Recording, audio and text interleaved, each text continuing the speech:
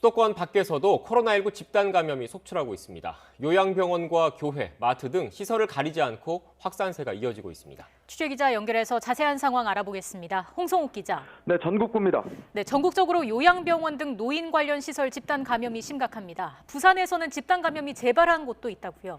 네, 그렇습니다. 부산 북구 만덕동 해뜨락 요양병원은 50여일 만에 집단 감염이 재발했습니다. 해당 요양병원은 지난 10월 14일 환자와 종사자 52명이 한꺼번에 확진 판정을 받았는데요.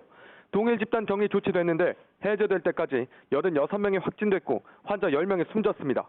당연히 방역에 더 신경 쓰고 매주 전수검사까지 벌였는데요. 그런데 어제와 오늘 또다시 14명이 확진 판정을 받았습니다. 구체적인 감염 경로는 찾지 못했습니다.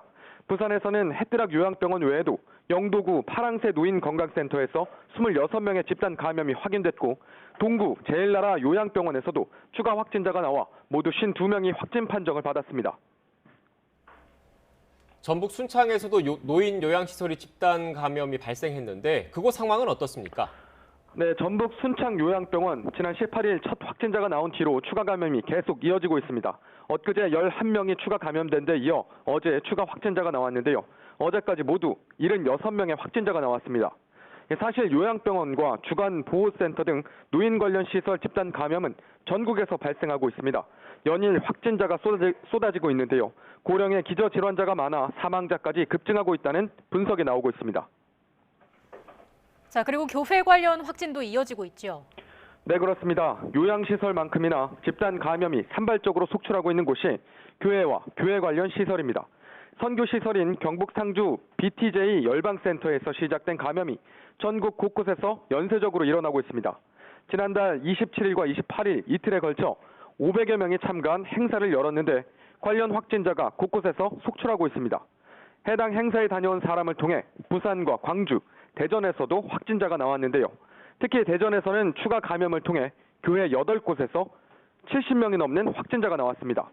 울산의 선교시설에서도 확진자가 나오고 있는데 누적 확진자가 50명을 넘었습니다. 상주 BTJ 열방센터와 같은 선교법인 소속인 점으로 미뤄 방역당국은 관련성이 있는지 역학조사를 벌이고 있습니다. 네, 홍성욱 기자, 종교시설 외에도 다수의 확진자가 나오는 곳이 있죠? 네, 그렇습니다. 충남 천안의 식품 판매점 관련 확진자가 100명을 넘었습니다. 외국인들을 대상으로 한 농촌 지역 식자재 마트인데요.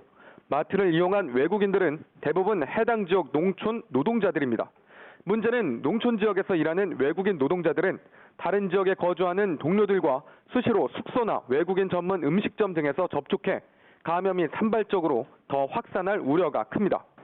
이외에도 충북에서는 소방관 2명이 확진 판정을 받았습니다. 각각 충북 옥천소방서와 청주 동부소방서 직원인데요.